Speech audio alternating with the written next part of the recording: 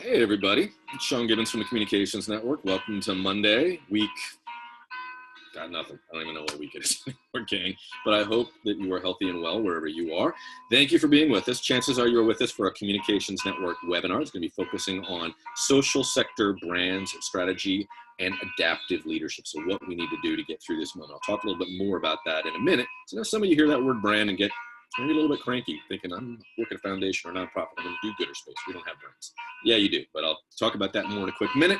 Right now, if you're hearing some music, we're listening to a little John Fahey. He is a folk guitar player from my neighborhood. Lived for many, many years in Tacoma Park. And so we're listening to a little Sligo River Blues while that gets going. While we're all entering the room and y'all are still coming in, let's do what we normally do. If you've been with us before, you know this, so I'm going to sound like a broken record. Let's all hop into the chat and then make sure you're talking to all panelists and attendees. So make sure that that's active. I'm going to go ahead and type and say, hi, everyone. It's Shaun. And lately we've been doing this kind of cool thing. So add your name, if you would, the organization with and where you're coming from, and then the final thing. So name, org, where you're coming from, and then the two-word check-in. We've been doing this for the last couple of sessions. Brene Brown, that professor down at the University of Houston, has this wonderful idea. Just 2 words, how are you feeling? So go ahead, and if you would, just take a quick minute and add yourself into the Zoom webinar chats down at the bottom, right? Take your finger down, and you should see chat. Make sure you're talking to all panelists and attendees. Hey, Liz, scared and hopeful. Yeah, that's the way a lot of us are feeling, these sort of polarities, right? Frightened on the one hand, but also a little bit of optimism and hope. Mark, Tacoma Park, are you in Tacoma Park too, buddy? Yeah, okay. Well, then we both are enjoying an absolutely lovely day. Aaron with NCCD, worn out and dogged. Yeah, I hear you. I hit the wall last week in a big way, and then woke up the next day feeling good. I think that's kind of what normal looks like for all of us right now. Philip, Keith, Brian, how are you, buddy? Kristen in Las Cruces, New Mexico, tired and hopeful.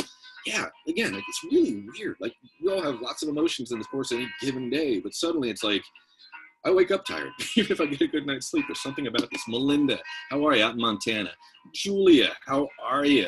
Sun warmed and tired. Yeah, it's good to be able to get outside. We've had some crazy weather here in kind of the mid-Atlantic, gloomy, chilly.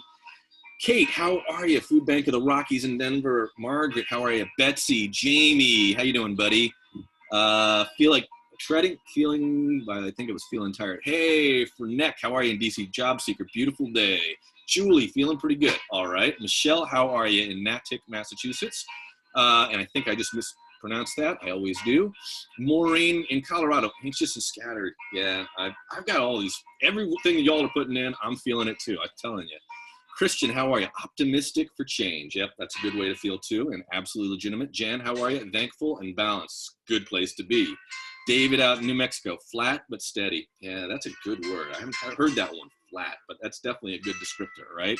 Rachel, how are you in Boston? Pam, Lemelson, I think in Philly, right? Mostly good for the moment. All right, very, very good. Sarah, how are you? At Rockefeller Brothers up in New York, anxious and learning.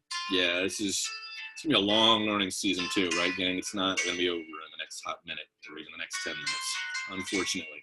All right, as folks are continuing to enter the room, I'm gonna continue to chit chat with one another. If you've been with us before, you know this. Our colleague Yab Sarah Ferris down in her apartment in DC, she's going to be taking live notes on Twitter. So if you're one of those folks who can manage 2 screens, God bless you.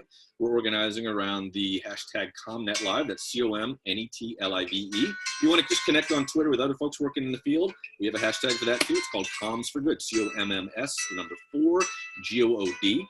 While we're at it today, our colleague Carrie Klein's up in New Jersey, staying safe.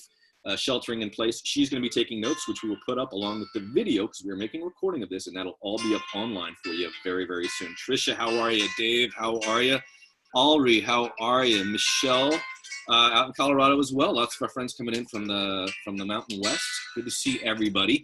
Okay, Tristan, if you would, and Tristan Mojave is running the deck here. Sean's going to run it when we get started. But a couple quick things just wanted to flag for you before we get underway. First one's this.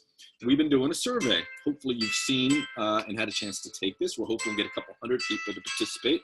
But we're all working a little bit differently, obviously, right now than we were, just pre-COVID, PC, whatever the hell this was. And so what we're trying to do is get a bead on how are folks working differently. What does that look like for you? So we can share it out with everybody. So we can get a sense of, are there some practices that are emerging that make a little bit more sense than others, and give you some evidence to go to the bosses and say, hey, perhaps we should be doing this, maybe not doing that. get some evidence to share. So thank you very, very much. And Carrie has just put a link to the survey in the chat. So if you would, please take that. The other thing you can do, share it. Mr. T, if you go forward. Other things, just be aware about, I'm going to sound like a broken record, but literally tens of thousands of people have used this thing now. We built a communications triage kit just to kind of get you through the very, very basics. There's two pieces to it. One is some advice and some learnings that we took away from the CDC's crisis comms book, which was 450 pages. Ours is about 20, but it's kind of built and organized really, really well, so you can find your way through it. And then there's also a spreadsheet. Carrie's putting the link in here. The Sarah wants the music off. You're not feeling John? It's too loud. Okay, I did turn it up. Trust me, I get this all the time in my house, so you're not wrong, Sarah. I kind of felt like I was competing with that too. I'm turning it way down. The other thing about this triage kit, which is cool, is literally I think 150 different folks have gone in and shared some of the work that they've done that you can just grab and go with. You can literally take and scrape all the language out of there and swap your name in. There's no plagiarism right now because we're in an emergency, but you can do that. And you can find all that through a link that Carrie has just put up into the chat. All right, Mr. T, if you'll go forward, this is the last one from me, and then I'll pass it along. The Clarence B. Jones Impact Award. Deadline for this is coming up. Last year's winner was Desmond Meade. If you were with us in Austin, you know him. His story is incredible. He was previously homeless. He was drug addicted. He was considering suicide.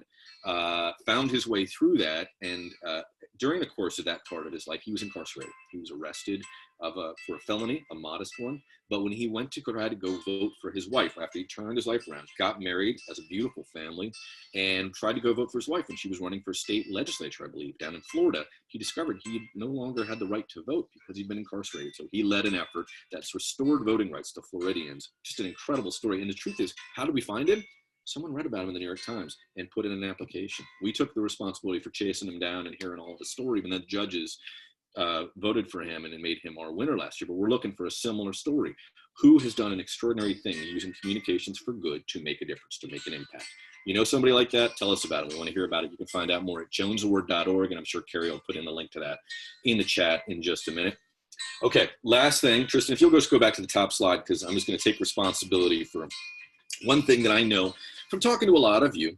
The word brand sometimes shows up for some of us as a dirty word. Anybody feel that way? You can go ahead and put it in the chat and tell me I'm a knucklehead. But there's a lot of people who are just really disappointed to hear that we think of foundations and nonprofits and other social good organizations having a brand identity. Yeah, Tori, the reason there's a jangly guitar sound, I guess I got to turn it off, gang. All right, it was John Fahey. I highly recommend him. You can find him on Spotify or Apple Music or whatever your pleasure is, or you can do what I do. I still buy music. John Fahey, who's just wonderful, was playing some guitar for you. So yeah, turn that off. Anyway, I was trying to make the point that for some folks, brand is a dirty word.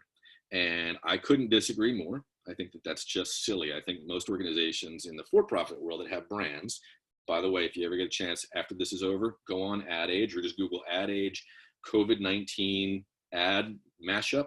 They've taken all the ads that lots of the for-profit companies out there have done and have discovered there's a pretty big pattern to it. And what do they all aspire to do? They all aspire to have the kind of brand that you just wake up with every day. But brand is not something that you can simply take for granted, right? It's like having a latent talent. You are naturally, organizations, foundations, and nonprofits, naturally forces for good in society. People think of you that way. They like you. And a brand is something that you can leverage to do a lot of good. We know lots of organizations have done that. An example, actually, even just recently, the Jones Award winner, Truth Initiative, has spent a lot of time thinking about their identity and their brand and how they leverage that to do a lot of good. In their case, to end youth smoking. Turn the music off. Okay, Jamie, gotcha. All right. Yeah, I hear you, Tori. Sorry. I get this a lot in my house. I get told to turn the music off.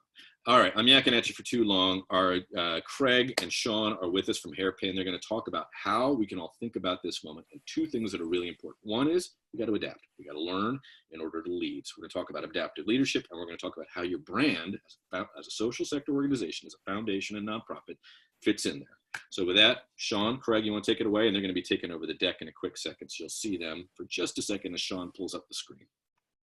That's all you. I'll talk to you all on the other side. Can you see the slide there? Yep, I can see it. Hi, everybody.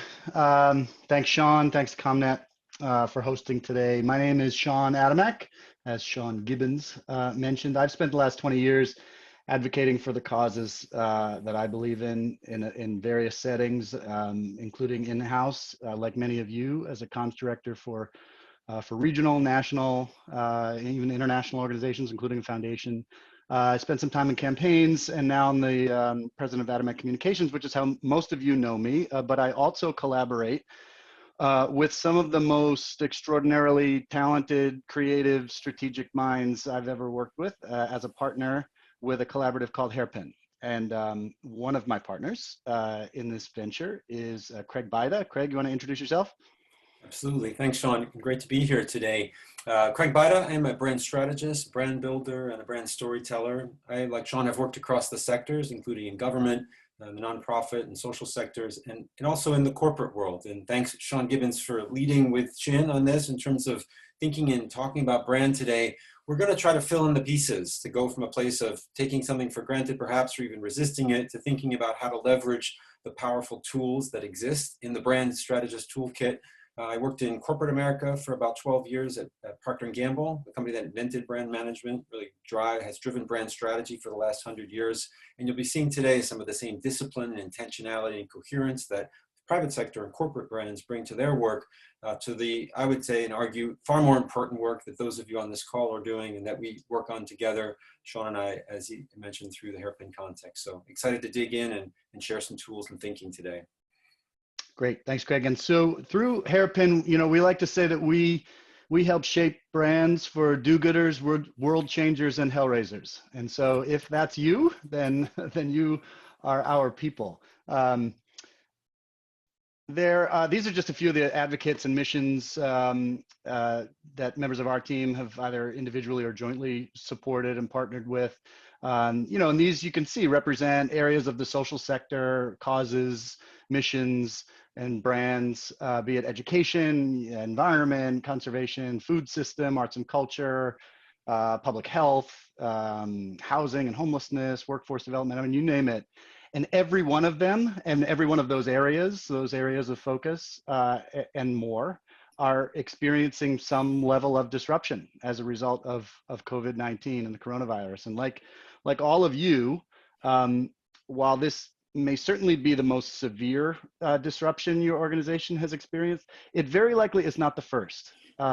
Stuff happens, as they say, right? And today, we want to take our experience working in the social sector when stuff happens and talk about the characteristics of those organizations that adapt, as well as the characteristics of those organizations that can't. In fact, we're in the thick of it right now. We've listed a few scenarios right here that are actually active projects that we're working on that really provide a nice context for what we're going to talk about today. We're working with a foundation and a network of community health centers to mobilize information and resources and generate solutions for mobility and healthcare access. We're helping funders and advocates who work on the food system to develop ways to respond rapidly to what is quickly becoming a full-blown crisis in that area. We do a lot of work in the education field with educators on the ground, trying to shift what education looks like in real time right now, as well as with systems advocates that are trying to use this moment of extraordinary disruption in education to highlight the absurdity, frankly, of a lot of the traditions that until now we've all just sort of gone along with. And they're trying to shape that future of learning using this moment as sort of a pivot point. We're doing a lot of work in higher ed with institutional and system leaders who are undergoing a monumental transformation of their own. And we're working with folks in the virtual learning space who are deploying their own expertise at this moment when a lot of people are trying to get good at what they have been championing for a lot of years. So, all of these are real world examples of work we're engaged in right now. All of them are examples of leaders in the nonprofit space arriving at a moment of unprecedented disruption and needing to pivot. And all of them are trying to find the ground beneath their feet as it moves, at what seems like warp speed. So, it's not a secret that COVID-19 is disrupting the nonprofit landscape. Funders are trying to be more agile. Many are loosening restrictions placed on grants, many of which, some of you all work at those foundations. Some are trying to develop rapid response funds, including some of our clients. Organizations are trying to find ways to be more resilient. Many are seeing their their programming decimated by physical distancing. Some are just trying to figure out how to operate, on a fraction of the funds that they're used to. Others are trying to navigate this moment with staff members and volunteers struggling with their own, personal struggles. And then communicators like you, like us, are trying to be relevant. I've got 2 degrees in this stuff, and there was no pandemic response plan in grad school that I can remember anyway. So, what is universally true is that we all want to help. And what is also universally true is that the missions and the causes and the brands that we all work for and with before the country shut down are just as meaningful, just as important, if not more so now than they were 2 months ago. And so, when do we get to start saying so, and how? And that's what we want to try to focus on today. This is a moment for adaptive leadership. It's important to note that it's not just because we're in the midst of a global pandemic. It's because it's increasingly clear that disruptions like this are not going to end with a COVID vaccine. Whether it's another public health crisis, or it's a weather event, or some climate-related crisis, or a financial catastrophe, or some moment like 9/11 that sort of stops a nation in its tracks. There will be more disruption. And the way organizations like yours respond, the way you act in this moment, will determine what the other side of this disruption looks like. And while the instinct at a moment like this may be to wait it out, sort of hunker down, wait for the storm to pass, figure out what the other side looks like. At Hairpin, we're really trying to help clients navigate through this moment and use it as an opportunity for bold action. And so, we've got a choice to make as it relates to your brand at a moment like this. Faced with a set of challenges before us, and a set of challenges that will come after this, you can go small, or you can truly make a statement. And so, the question is, what kind of change are you interested in making? Is it a penknife, sort of surgically cutting around the edges to shape the world, that you envision? Is it a chainsaw, significant, but maybe imprecise and unpredictable? Or is it a bulldozer, where it's fundamental, permanent change in the landscape that you work in? The example that I've been talking a lot about lately is Katrina. When the people of New Orleans were cleaning up after Katrina, a set of privatizers and profiteers quietly dismantled its school system and replaced it with something that its residents did not recognize anymore. And that is a lesson in, if nothing else, leadership. Because what is certain is that when we are on the other side of this crisis, when the earth stops shaking and we can all sort of take stock, what's left isn't going to look the same. And so the nonprofit sector is in the position right now to shape that future. I'll say that again, in the position right now to shape that future. And it will require adaptive leadership. So today, we're going to take a step back from the chaos of the moment, give you some examples of how you can use a time of destruction as an opportunity to advance your values. In fact, we will argue that you must. There's a term in economics and in business called creative destruction. It's used to signify sort of constant evolution. It's a tearing down of old systems to replace with new ones. And I would argue that there isn't a person listening, on this call that's okay with simply going back to normal after this. Normal was pretty awful for a lot of people. And similarly, normal will look really different for your organizations. And so, the question that we want to explore today is when the walls are crumbling around you, what is the basis for moving forward? How do you take bold action when the world is sort of, stuck in their houses? And what does adaptive leadership look like in a time like this, in a time of unprecedented disruption? I was reminded last week that it was 51 years ago, almost to the day, May 1st, 1969, that Fred Rogers, who known to the world as Mr. Rogers, testified before Congress in what I have long described as one of the greatest speeches ever delivered. If you've never seen it, just YouTube it, Mr. Rogers Congress, and you will see the speech work in real time. One of the famous pieces of advice that Mr. Rogers used to give was, used to give this to children in times of disaster, was to look for the helpers. Look for the helpers. And you are the helpers. You all are the helpers. And we want to help you lean into that posture, lean into that brand as helpers. Pivot at a moment that necessitates it, and be even more effective in your advocacy. And the truth is that when you pivot, you can't be something that you're not. Even when you have to reinvent yourself to meet a moment like this, you can't simply reemerge as an entirely new entity. There are elements of who you are that must dictate how you adapt and how you pivot. And we're working with organizations right now to navigate that pivot. We've seen some organizations do it with great success. And we want to share with you today some of their stories and the steps that they took, to adapt so successfully. And we're seeing right now organizations really struggle with adapting. And we want to share those with you too. But, flaws that sadly could ultimately be fatal flaws that they're making in this moment. So ultimately, this moment offers an opportunity to do these three things. Take stock, take control, and take action. Take stock of who you are, why you matter, what makes you you. Take control of what you can control.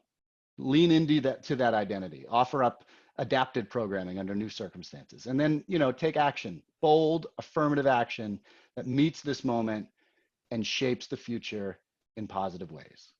And so to walk you through how we propose you go about doing that, my colleague, Craig Bida.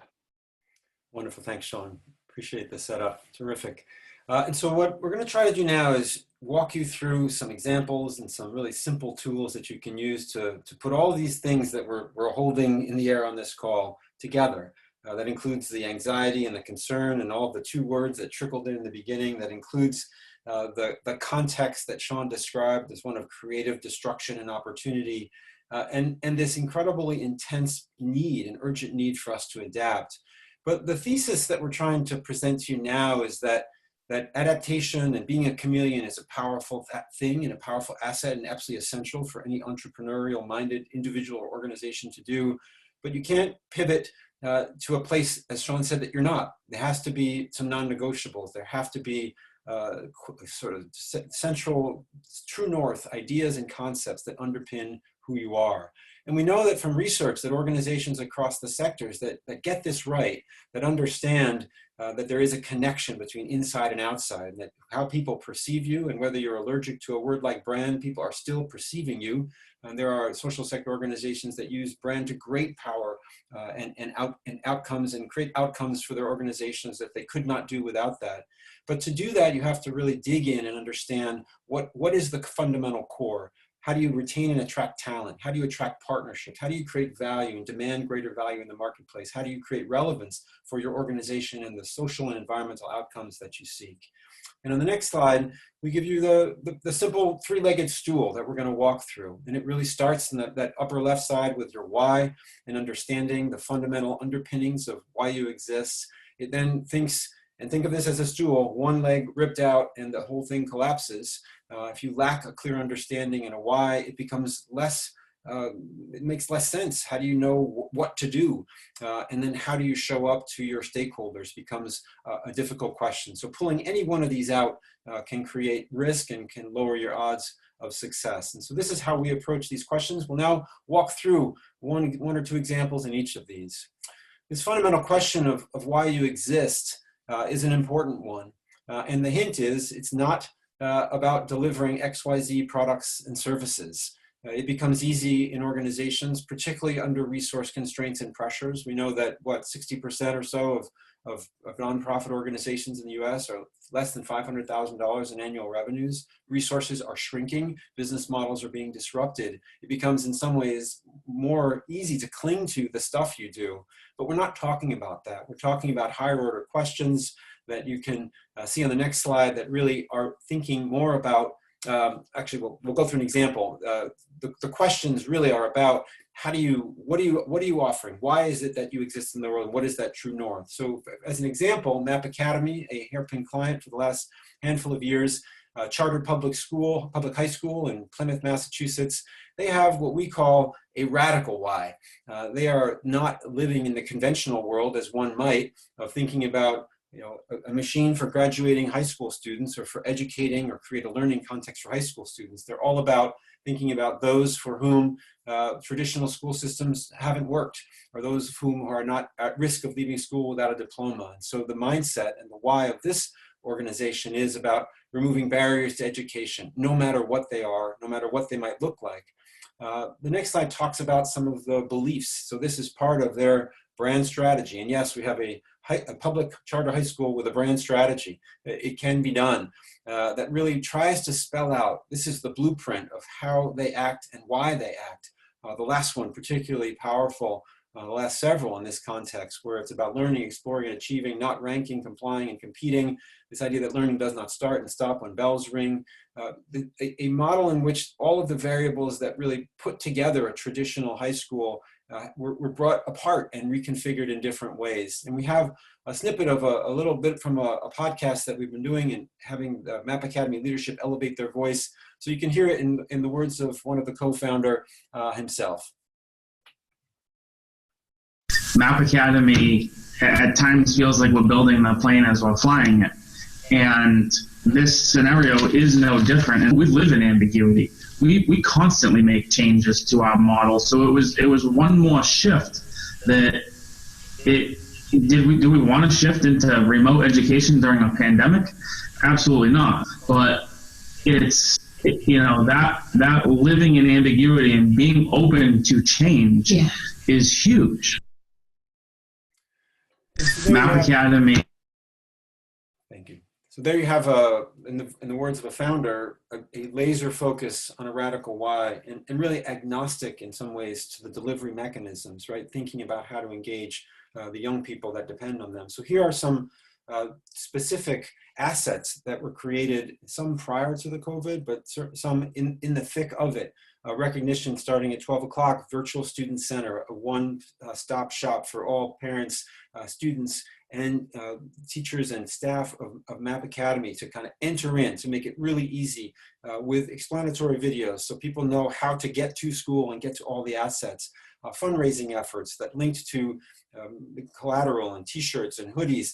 A podcast about education disruption as people really flowed now to MAP saying, hey, teach us, help us learn, as institutions across the spectrum tried to go online. This created a proactive way to get stories and tools and ideas out about how to proceed and behave in this time. And so we love this example because it shows a absolute bedrock focus on a why around removing barriers. And you heard it in the words of the founder himself, co-founder himself, that COVID really is just one more barrier. It's a big one, but just one more barrier. So enabling them to continue to deliver their mission by being very adaptive in terms of what actually it is that they're delivering.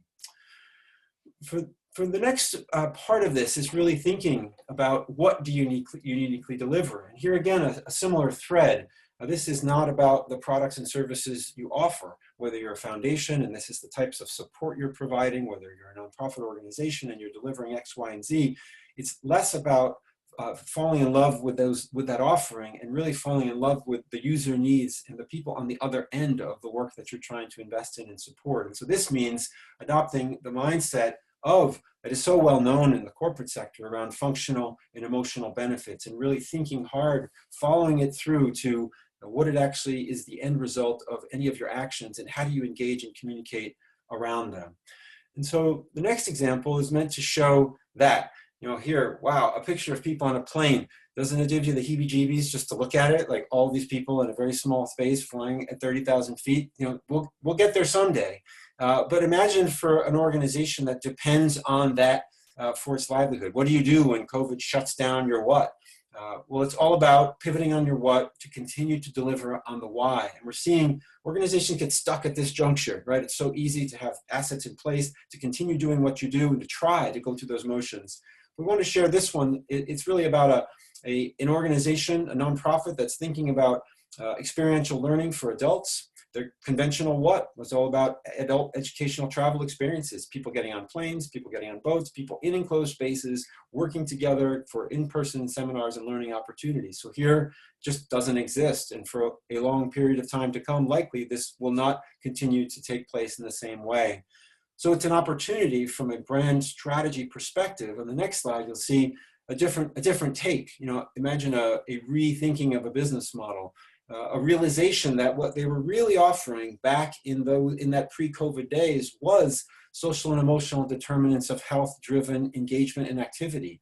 They were less tour operators and tour providers and educational learning providers, and more healthcare providers, as you think about the important impact of social relationships and learning and being part of a community. So here is a pivot that could happen to think from a conventional what, forced by the outside circumstances, to think about collaborations and partnerships, leveraging technology. There are a lot of people that are thinking hard now about how to engage older adults in a world in which there might be very limited through social distancing interaction for months and perhaps even years to come.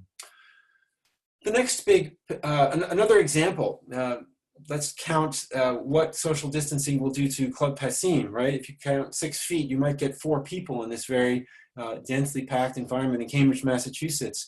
But what's important to know about Club Passim as a nonprofit is that they never thought of themselves in a conventional way. And the next slide shows what a conventional what might be, right? Oh, we're a live music venue, like many others. We are a place where people come and play music. But what Passim has always had is a different vision. Their powerful why is around helping performance arts flourish and nourishing communities. And so their more radical what is around exceptional interactive live music experiences, to be sure, but really about, and what really drove them and drives them today is around nurturing artists throughout their careers and building this vibrant music community comprised of both appreciators and people who create music. And so it's very easy for Club Passim in this moment, knowing who it is on the inside, having that non-negotiable why and what it is trying to accomplish in the world, to do what it's doing today.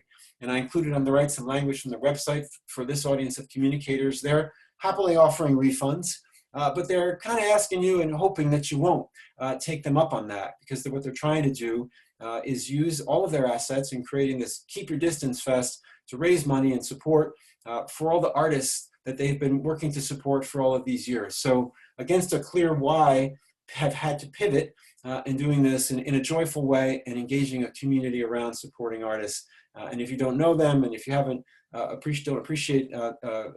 you appreciate music in this way, it's a great thing to support. And then finally, how do you project who you truly are in this moment? And Shaun Gibbons up front, if you were on the call at that moment, talked about this kind of homogeneity of this feel-good moment, and how so many brands across sectors are falling into a trap of really trying to not upset people, or just sort of holding back and not certain, right? As we're all being inundated with information and messaging. Another trap is really about elevating heroes, and I know, Shaun, this is a subject near and dear to your heart, but really kind of letting people in power and governments off the hook by elevating hero, and knowing some healthcare workers and being involved in a project around global health with global health workers at this moment. It's not to belittle or to diminish the work in any way, but as communicators, when we only talk about that, we do let people off the hook, and there are opportunities to elevate all people and all the roles that each of us play in this moment in time. So there's a lot of things that are holding people back. I wanted to show you an example from the corporate sector, and this is a meaningful brand for me personally. I don't know if any of you are snowboarders, but Burton has always been a rebel brand. They've always been a brand intensely interested in cultivating community, intensely interested in the environment, and supporting the things that that allow people to use their products. They've always had We Ride Together as part of their brand ethos. And what Burton is doing now is showing up in my inbox, as you'll see on the following slide. They're saying, stay the bleep home, seriously. And there's language on the right that they're using, which is still speaking to their stakeholders in the rebel brand voice that's around honoring that work around the edgesness that the Burton snowboarder posse always had, of finding the piece that's closed and going down anyway, or going into the backcountry, or being independently minded, and can see how they're talking to them in this really authentic voice. And so it's a great example to pull from a mission-driven and a passion brand from the corporate sector, and to think, how might we really be more authentic, be more of you, in this time is truly the message for organizations navigating this time. And then finally, to just wrap it up, we'd ask you to take this really simple tripod with you today to think about, perhaps this is work that you should have done a long time ago, to use the techniques of design thinking and other approaches to really drill on your why, and not to be satisfied with what might be a more conventional why, or a why that's kind of common in your field area or the category you operate, but to really get more deeply into what it is that motivates you and why you exist, even as you're being pushed and challenged and forced to pivot. To really go deep on your what and think about, we offer XYZ programs, we always have, or we're trying to deliver this stuff in this way, but you might ask now, well, is that really valuable? And what happens if it goes away? And what does the world really need? And might there be more creative and disruptive ways to think about what it is that you're offering? And then examples abound of, as we said, sort of homogeneous, non-cut through the clutter communications in this moment. And so how do you be more you? How do you find the edges of your own communications footprint and think about engaging people in authentic ways that are really meaningful to them? So Shaun, back to you. Yeah, and so as Shaun Gibbons, thanks for prompting folks to put your questions in the Q&A box. And in anticipation of that, we anticipated a few.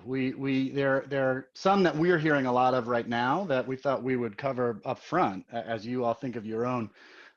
First is, what if we don't know our why? What if we haven't really done the deep brand work necessary to know what to lean into? And it's an important message to know that all is not lost. If you don't have that brand strategy to return back to at a moment like this, it's not hopeless. Because frankly, those of you on this call who are in-house comms directors, in-house public engagement directors, and the like, you can lead that process internally. Treat it like you would any crisis communication situation where, imagine, your brand's reputation is on the line. The CEO is getting marched out in handcuffs, right? God forbid. What would you do? You'd convene the right people at the organization. You'd ask the right questions. Questions like, why do we exist? Why are we here? What is our purpose? What are our core convictions, right? Our beliefs. How are we perceived? What's our credibility? Why should anyone believe us, right? These are the core brand building questions that we ask our clients that you can lead internally, in the role that you're in. Another question Shaun, there's an eyes closed, really simple part to that process if you're just starting to climb that hill, and that is to just close your eyes and say, I believe, or we believe collectively as a team, or this organization believes the following. And as you write those things and come from a place of just deeply personal conviction, the outlines can quickly appear as what are the things that you're willing to fight for? What are the things that you're willing to defend no matter what? What are the pieces that will carry you forward no matter what it is that's happening around you in the organization? So start from a place of strength and personal conviction, and that can open up the process and lead towards maybe some more of the nuanced or complex aspects of creating a comprehensive strategy like this. Yeah, and this next one, what if our leadership can't see past our what? In other words, we work with a lot of organizations that, frankly, when you ask them what they do, why they exist, the answer is a description of all the grants that they're currently working under, right? And that effectively defines their identity. And oftentimes when that becomes the case, it can be hard, especially for the leadership, to see past that. And my answer would be to draw out the pivot scenario for them. What if we did A, B, and C as opposed to X, Y, and Z? What if instead of booking seats on a plane, or in a boat, or at a venue, we booked virtual learning slots and took people to places that that humans can't even go physically, right? And that became the learning experience. What if instead of holding that conference, that we're famous for, we launched a distant networking platform that achieved the same results, right? What would it mean for an organization if we showed up differently to serve the same goals? And I think the way to, maybe reach a leader with limited vision, can't sort of see past that what, is to draw it for them. and help them imagine it. And then bringing the voice of your user, of your beneficiary or stakeholder in the room can also be a powerful way. Like people might frankly just not need what you are offering anymore. The programs, the focus, the giving might not be valuable. So it can really help in those moments to bring the voice of, whether that's qualitative or quantitative or just anecdotal, of what do people need in this moment in time. And then lastly, before we get to your questions, how do we talk about our mission when no one is listening? I know this is a popular one, right? This is a moment where everyone, very rightly so, is singularly focused on one threat. And it can be hard if you are at the periphery of that threat, or it may seem, totally irrelevant to you outside of your own personal, health risks, how to talk about your mission. And, I would say that it may be that the reason this feels so frustrating is that you're trying to do a newer version of how you used to communicate in a vastly different context. I mentioned at the beginning, we're working with a virtual school who I shared my own experience as a father, as a parent, my frustrations with remote learning at the moment, and how it feels like we're trying to take the traditional system of brick and mortar classroom teaching and learning and just putting it online. And they sort of laugh at that notion because they're experts in this, and in fact, just the other day, we had a workshop virtually with them, and the CEO of the school said, he said, online education is very different from remote learning, right? They're just two completely different contexts. And so similarly, you can't just take the way you used to talk about your mission and tweak it a little bit to fit this moment. Your job is to find the connection, right, to your mission. Is the coronavirus, exacerbating your issue? Is it shining a red hot spotlight on what you've known about all along, and suddenly, more people are or should be aware of it? Or is it preventing you from solving the problem, from presenting your solutions? This is a moment to pivot, not just as an organization, but also in how you communicate. And I say that in terms of how you communicate, not just what you say, but even where you say it, who you say it to, and in what forms. So with that, I'll just leave you with this, that it's time for adaptive leadership. Take stock, take control, take action. We have actually launched a new initiative called Design for Disruption. Has its own website that expands on a lot of what we talked about, ultimately to help advocates in the social sector like you to do this and to do it effectively at a moment that feels really scary. And with that, Shaun, I'll turn it to you. All right, we have a number of questions, and Caitlin, I see yours in the chat. If you wouldn't mind too terribly, if you can copy and paste, drop that into the Q&A box, which is also down at the bottom. I'll be happy to get to that. And gang, I see a few of you have voted for questions. Add your questions now. Thank you, Caitlin. Vote for the ones you want to hear, because we have a little bit of time left, about 15 minutes. I want to make sure we get to the ones that are most relevant to you. So tell us which ones you want to hear the answers to. All right, so Christian and Colby's both got 2 votes. Start with Christian's because it's up at the top. Shaun and Craig, here's our question from our friend Christian, who's asking, how do you define your role in a crisis when internally the role is not clear, or it differs? So for example, certain programs may see work at a broad level of change, while another program is focused on just staying afloat. So how do you help as a comms person when maybe you're serving lots of different programs, and even within the programmatic, at the programmatic or department level within your organization, there's very, very different reactions? Yeah, well, I mean, it goes back to a common rule of crisis communications in general, which is that everyone needs to know their role in a crisis, even if their role is nothing at all, right? Even if your role is to support those other, maybe more rapid response programs, those more ground level grassroots programs, then you need to know that. And if you don't, then that is an organizational leadership issue. And that question should be posed to the leadership of your organization. Because, as I said, everyone needs to know their role in a crisis, even if their role is nothing at all. Now, if your job is, to say, I'm making this up, but if your job is to communicate about this, program that sits at the 30,000 foot level, and you're feeling irrelevant at the moment, you're feeling like people just aren't hearing your message, then what I would say is, if you feel that way, you're probably right. And so it's on you to adapt that message, right? Like, as I said earlier, find the connection. There is a connection. If there's a silver lining to any of this, it's that every human being on earth is going through it.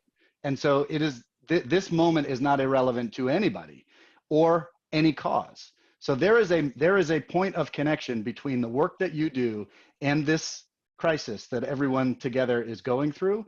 And as a communicator, it's your role ultimately to find it and then put words to it. Shaun, I think kind of implicit in there, a question for you is brand sometimes feels external, right? Sometimes people hear it and they think of how we encounter it, because we don't walk around with a brand presumably tattooed on ourselves, although maybe some of us in the influencer space or something think of themselves that way. But on the whole, it's the things we encounter out in the wider world, right? It's the organization we admire, or the billboard that we see, or the movie trailer that shows up during the middle of that TV show. But there's an internal element to brand too that's really helpful from an alignment standpoint, right? I mean, that why is really helpful actually for those teams that may be feeling like they're scattered or they're coming at this from very different perspectives. Can you speak to that, you or Craig? How does brand show up internally? Yeah, and I think there's a great connection between the two questions, right? So I was going to say in response to the first one that, and there's a link here, that effective communicators in this context are not just viewing themselves as the voice, one-way valve to the outside world. They're bringing the outside world into the organization, right? As others are working really hard on trying to manage different pieces of a puzzle, or maybe there's a portfolio of some things that are more relevant or less, that there can be a really powerful opportunity, again, to bring in, whether it's anecdotal or qualitative or quantitative, or maybe a new partnership with research, to try to figure out what is it that people need and what's most urgent in this time. And not to sound like rainbows and unicorns, but should not that dictate where we're spending our constrained resources? And so there might be an opportunity, even though it could be threatening for some whose program might be threatened, or others. We're in a context where we have organizations in an existential moment of crisis. And so perhaps viewing yourselves more as that two-way valve that's bringing intelligence and coherence inside.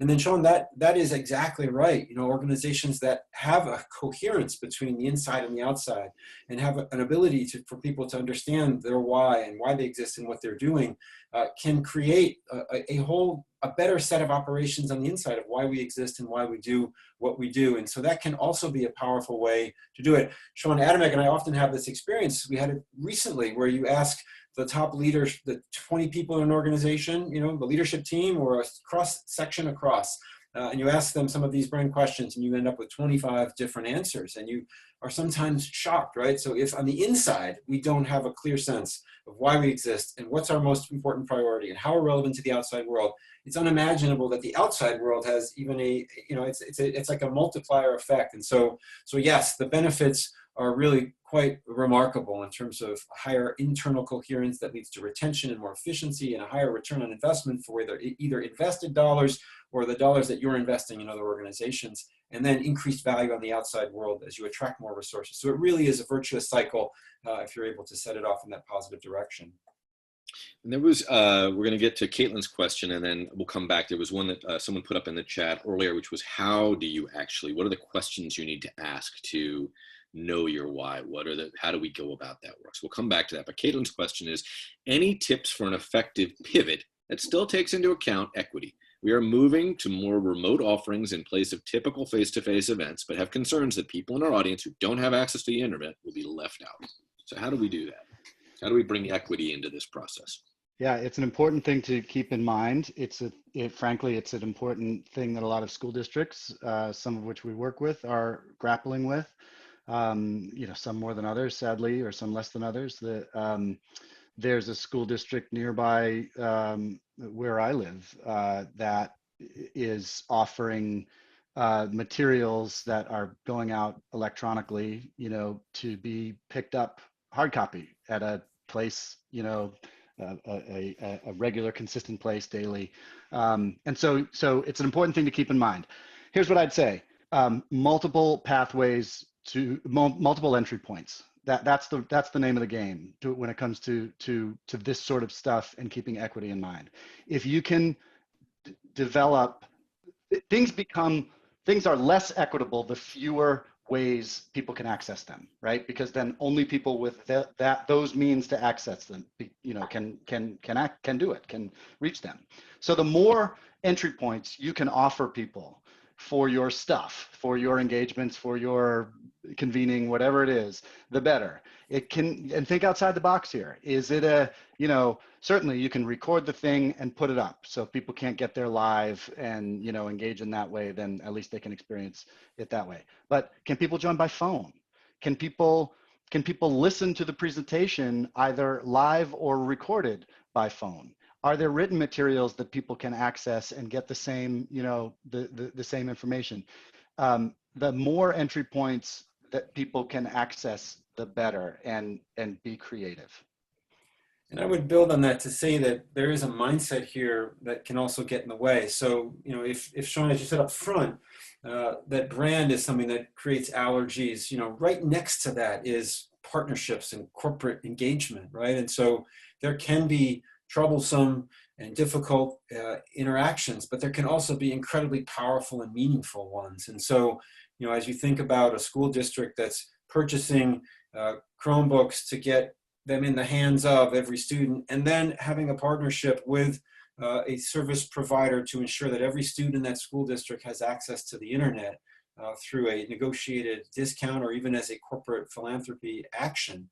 We talked to a school district recently who had a stakeholder say, we want 24/7 access to school. And they said, okay, I'm not sure how we're going to do that, but that's what you need. They ended up putting repeaters in every 5th household, knocking on every 5th or 10th household in the community, and taking an asset that was there that wasn't being invested in by the telecom providers, and basically building their own system on a shoestring to enable the access that a stakeholder had demanded as they were doing a school transformation effort. And so that's ingenuity. That's the innovation, Shaun, I think you were talking about. And so I think there are ways to think differently about partnerships and collaboration. There are ways to think differently about equity and ensuring access, and certainly storytelling and engagement and building these assets is absolutely essential. The last thing I would say is that brand plays a role. I've talked to partners who say, when I go into some of these meetings with these corporates, they'll say, okay, let's talk about our brands. And oftentimes people will say, well, you go first, so because we kind of don't have one. And it leaves this gaping hole that says we don't really understand or have this clear articulation of these things.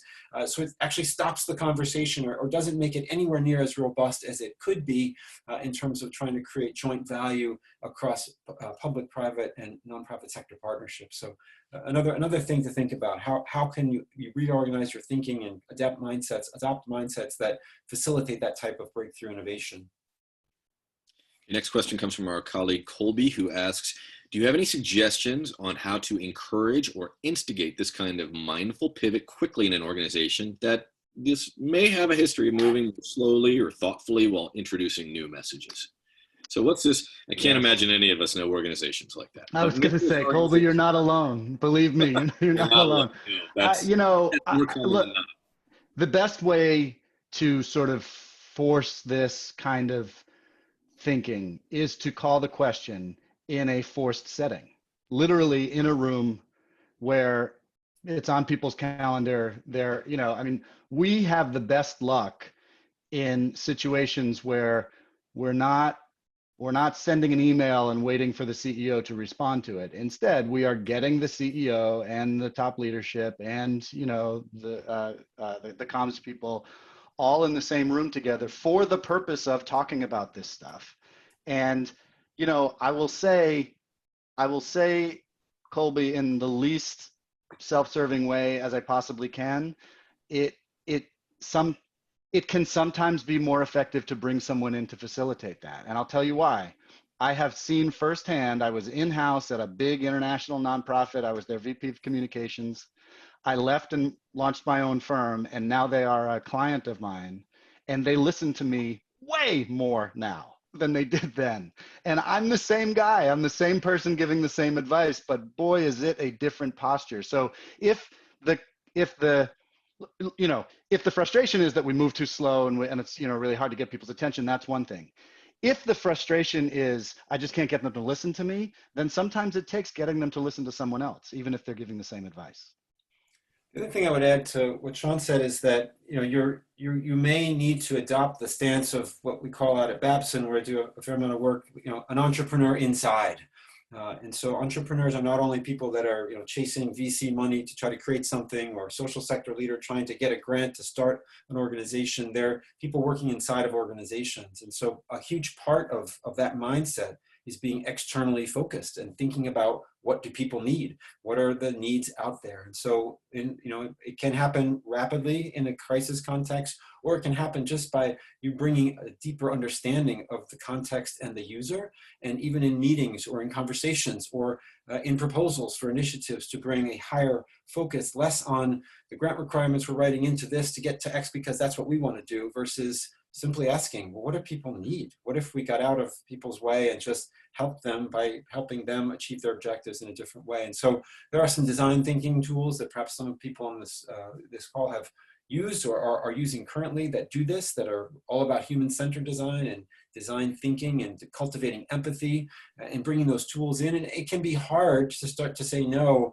I'm not going to respond to the needs of that user because my programmatic focus in a robotic way is more important, or our org structure trumps that. And so that can come from leadership and from the top, but it can also come from the inside. And it's even more powerful in some ways if it's a welling up of other like-minded individuals like you, perhaps, who want and are working towards a different world in which we are more user-centric, in which the outside comes in.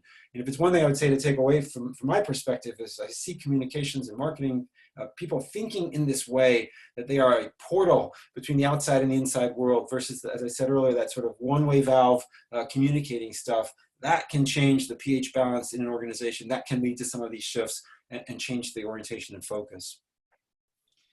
Yeah, communication, classic communication theory is not this. It's not broadcasting out. It's a loop, right? And great communications teams understand that fundamentally. They're strategy teams, and you can't do strategy without starting with listening. You have to understand the landscape in which you're operating, or you'll step on something and it'll kill you, right? That's just basic, and I think incredibly important.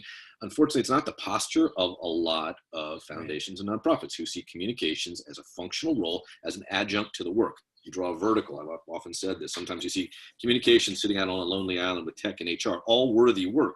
But to my way of thinking, if that's the way you're oriented, you don't have comms sitting up in the strategy seat at the table, you're probably not the most effective organization you could be. Go back to sort of a fundamental question, then we'll get to Mary's, and then we'll wrap this up because I know we're coming near the top of the hour. Why is this work so important right now? Because folks are tuning in today and they're in the middle of this. Why is thinking about brand and being agile and adaptive so damn important right now? Why can't this just wait till next year? Go ahead, Craig. Whoever wants to take it, Shaun or Craig. Yeah, I would just say, this is a moment in which, how brands, how in organizations are acting, the steps they're taking, how they're showing up in this incredibly important context. The future is being shaped right now. And the question in the Q&A about, is there research that shows, there's a ton of research that shows that that as brands engage in emotional and meaningful ways, they drive increased emotional affinity and loyalty. There are so many nonprofits that think of themselves, and it's probably disrupted slightly now, as how do you acquire people? How do you get them interested in your mission, in the work that you do, in investing in you? And this is, in our opinion, as we said earlier, not a moment to hang back or to stop doing that for sure, but to find ways to get out there and engage people and think about non-conventional understanding of the field that you're in, of the sector you're in, and really try to differentiate yourself. And that includes collaboration, there's a whole host of tools and approaches to do it. But in our opinion, this is not something to hunker down and pass over. I think we're all starting to realize that this is I have a foundation partner who talks about this as a dynamic normal. It's not you're not getting back to normal. It's not even the new normal, that we're in a dynamic normal to the foreseeable horizon. And maybe that was the way it always was, but we didn't think about it in that way. So in that context, it's absolutely imperative for organizations to start to navigate and think about how to organize and orchestrate their resources in concert with others to move the needle on the issues they care about and to keep them top of mind and attract the resources necessary. So for us, this is existential. and nothing to shrink from, even though the difficulty of it has gone up for sure. Yeah, and I would only add that look, it's important for a lot of reasons depending on how this thing is hitting you. For many, it's important because this is an existential threat, and the longer this goes on, the more social sector advocates sort of wake up to the fact that, oh my God, this could be an existential threat to our organization. So that, my God, there's no more important time to focus on that than if that's the case. Even if it's not, though, a couple of things that we touched on earlier. If you're not thinking about what the other side of this looks like, you can bet your opposition is. Those that represent the interests that sort of fly in the face of the causes that you believe in, they are thinking about how to capitalize on this moment to shape that future of what the other side was. You used the example of post-Katrina New Orleans school system, right? Nobody in the New Orleans school system imagined that their system would look like this on the other side of that disaster. But the privatizers and the profiteers did, and they marched in and they did it in the dead of night, and now they've got what they've got. The last thing I'd say is that it's going to happen again. There's going to be a moment like this again, even if it's not like this, even if it's not COVID, even if it's not a public health threat, there's going to be disruption again. It's frankly why we called the initiative Designed for Disruption, not Designed for Coronavirus, right? Because there are going to be more disruptions. And so the more solid ground you stand on in terms of your why, the better you'll fare the next time something like this happens. I'll just add on to that. Do you all know the breakfast story? The story of Rice Krispies? So, and I have to confess, despite the gray hair, I wasn't there for it. So back in the 30s, during the Great Depression, breakfast fundamentally changed in America. So you might imagine that what breakfast looked like in 1910 was hot egg. It was a hot breakfast, right? It was eggs, it was oatmeal, maybe there was some bacon or ham or something being served, but it was a multi-course big meal. Comes the Great Depression, all of those things are very precious, they're expensive, breakfast changes. Suddenly people start eating this thing that, frankly, my kids and I eat all the time right about now, especially when we don't feel like making dinner, cereal. And General Mills and Kellogg, I think it was actually this was the story of Kellogg mostly. Kellogg made massive investments in starting to make the case to build the brand of instant cereal in the middle of what was at that point a horrific event. You might imagine that the oatmeal makers on the other side of the Great Depression didn't do nearly as well. You can even just go into a grocery store to see the effect. Mary, this is kind of to your question. Do we have anecdotal evidence? We absolutely do. Go to a grocery store, walk the breakfast cereal aisle. You'll find the healthy stuff. Oats will be down at the bottom of the shelf. Your fill-in-the-blank sugar bomb stuff will be right up there at eye level. And you're going to have to go looking for anything else that looks like a breakfast from 1910, whether that's the bacon or the eggs or entirely different sections of the grocery store, because breakfast changed. And it changed because someone started telling a story about what breakfast could be and should be. And it was because they were also listening, understanding that people were of limited means, and buying instant breakfast cereal was a lot easier and frankly a lot cheaper than moving with traditional breakfast. But they actually had to disrupt something pretty extraordinary, which was a habit that we all had, a tradition. A big part of our culture was a hot breakfast. We don't have it anymore. So that's the breakfast story. Gentlemen, last question from Mary on that point. Is there any quantitative data that we've seen recently, really fast stuff? I know that Edelman did a quick trust barometer thing, or anything else that you've seen out there that shows continuing to message or pivoting to bold messages during COVID has strengthened a brand versus harmed an organization or harmed their brand. How do we convince folks that now is the time to make that pivot? Yeah, and I think that, there are probably a couple studies that I can't cite at the moment that I've looked at and seen. I think some of this is a touch on the early side, right? We are still, although it seems like 10,000 years, we've all been in our homes. And so it'll be interesting to see what happens. We can follow up and see if there's any specific stuff. There's a lot of information about consumer sentiment, as you've probably seen, in terms of how they're shifting and purchase habits and organizations are supporting. I think a lot of this is anecdotal. Company X goes out too strong on a thing, or it seems like they're ambulance chasing. This is bold doesn't mean risky per se. Bold doesn't mean making poor ethical choices. Bold means acting with authenticity. And so hopefully, as organizations sort of start to climb towards this new future, they'll be guided by some of those principles more than just trying to, chase something. It's more about trying to establish yourself and, as we've said, get to the other side. So I don't have any studies I could cite off the top of my head that would show the exact thing that you're looking for, but there is this gathering groundswell of information about consumer sentiment, and that could probably tell us a lot about the question that you're asking as well. I agree. I would, bold doesn't mean tone deaf. And, the stories that I can think of organizations that got blowback by trying to be bold in a time of crisis are the ones who were trying to represent themselves as someone that they're not. And that is more likely to happen if you don't have a solid grasp on who you are and what your brand is. So, if you have that solid ground, if you have that strategy that you can return back to and say, okay, as long as it's this, right? I mean, Shaun Gibbons, you and I had a conversation just even about ComNet, right? ComNet came to the moment when this happened and said, okay, what do we do? What do we do? Why are we here, right? And even if we have to shift our programming, even if we have to do different webinars than we were planning on, as long as they do these things, then we are still ComNet. And that, the organizations of the folks that are on this call, you've got the same opportunity. The trouble comes when you don't have that thing to turn back to, when what you turn back to is just the last grant that you got, or the last funding stream that, that created a new programmatic stream. So, so for the ones that get themselves in trouble, it's often the ones that are acting really off brand, whatever that is, and that's easier to do if you don't have a sense of what your brand is. The last thing I would say, and this is about something I try to do often, which is sort of surf on the corporate sector, right? Because I can assure you, from having spent many years in that realm, that as the money that is spent on tracking and measuring and assessing, right?